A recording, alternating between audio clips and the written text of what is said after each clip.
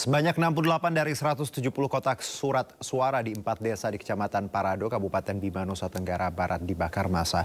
Peristiwa terjadi saat petugas KPPS tempat sedang melakukan penghitungan surat suara calon DPRD Kabupaten Bima.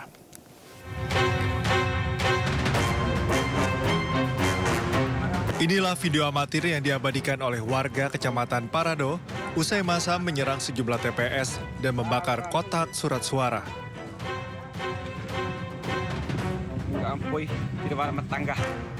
Aksi penyerangan yang berujung pembakaran kotak surat suara ini diduga dipicu kekecewaan sekelompok warga lantaran caleg wilayah setempat kurang mendapat dukungan.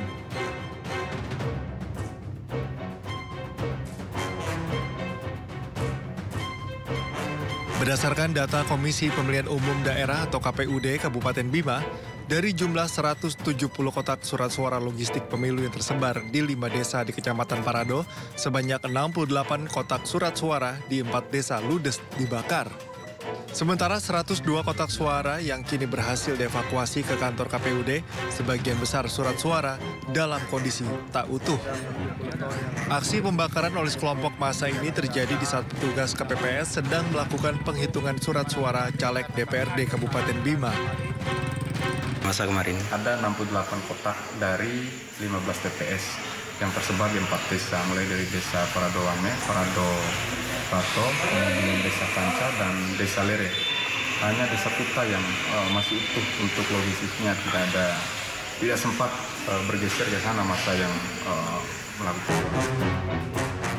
Hingga tengah malam, KPUD setempat sedang menggelar rapat pleno setelah sebelumnya pada Kamis sore pihaknya mengadakan pertemuan dengan sejumlah pihak terkait seperti Bawaslu, Polri, dan TNI.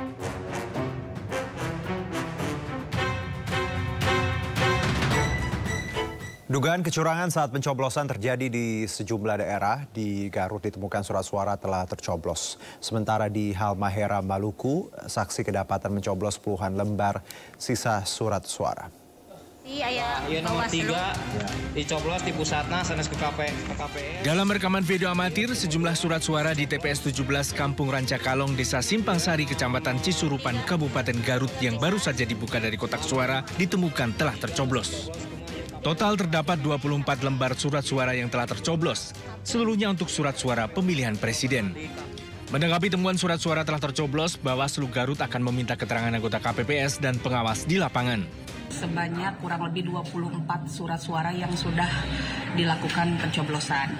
Tapi poin pentingnya adalah surat suara tersebut satu tidak diberikan kepada pemilih sehingga itu tidak digunakan. Yang kedua, surat suara itu sudah dianulir kemudian dinyatakan sebagai surat suara rusak.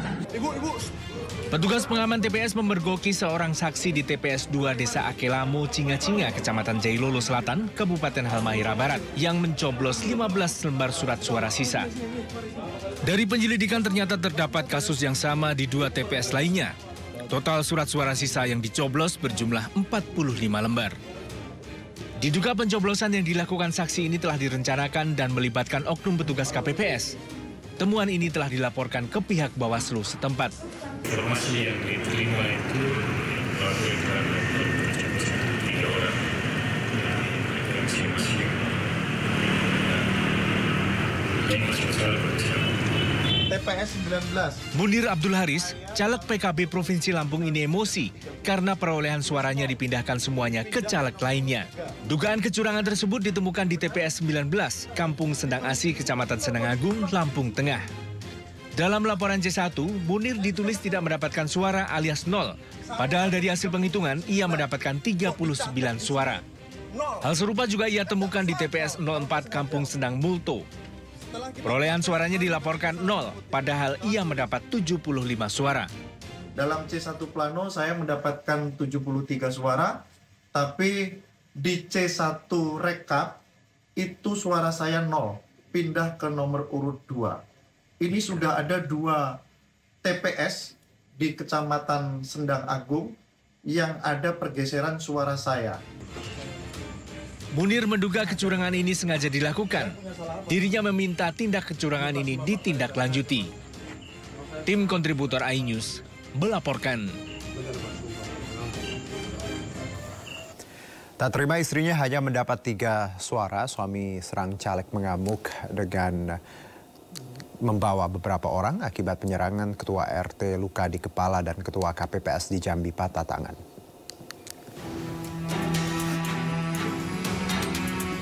Ketua KPPS TPS 23 RT 31 Kelurahan Payu Lebar Jambi patah tangan kiri akibat diserang oleh sekelompok orang yang didatangkan oleh suami seorang caleg DPRD Kota Jambi dari Partai Kebangkitan Nusantara.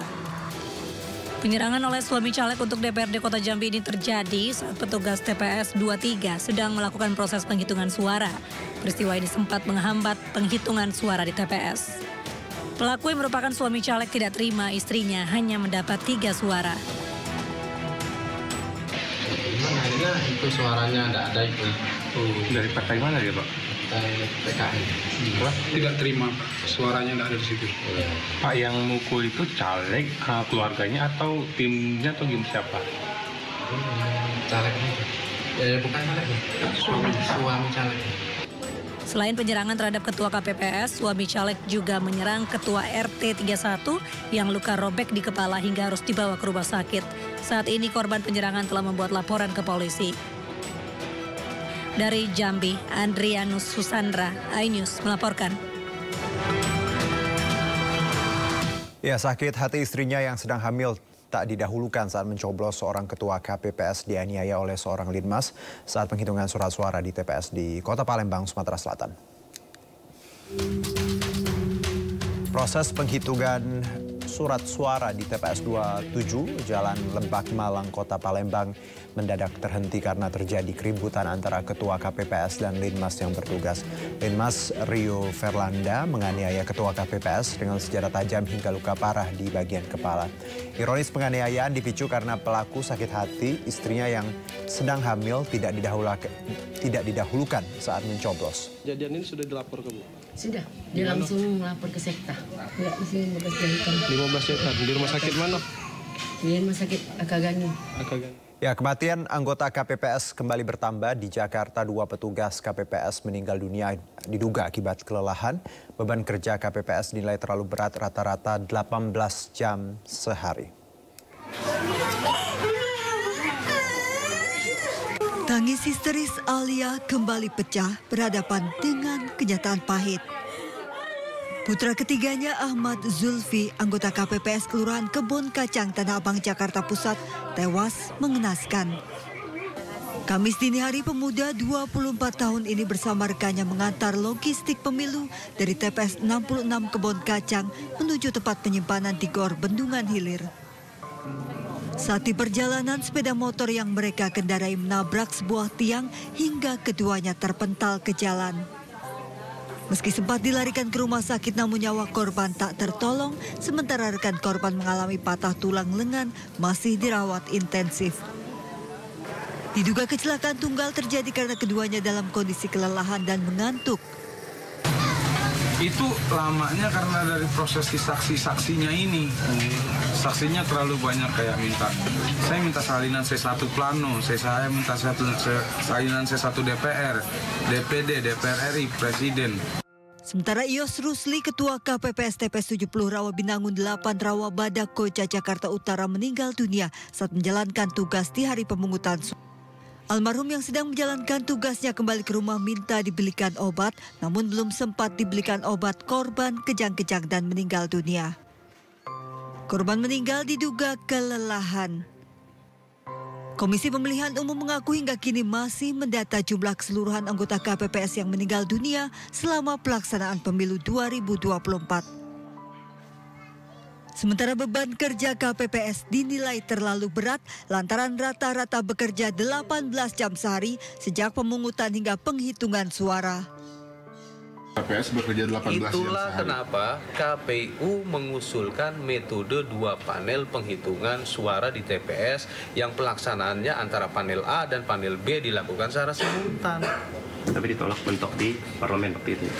Menurut pembentuk undang-undang dalam rapat kami konsultasi, tetap harus 1 panel. Yang seperti kemarin kita saksikan 14 Februari 2024. Meski dinilai tak sebanyak pemilu 2019, namun anggota KPPS yang meninggal dunia saat bertugas berhak menerima santunan dan biaya pemakaman total 46 juta rupiah di luar gaji.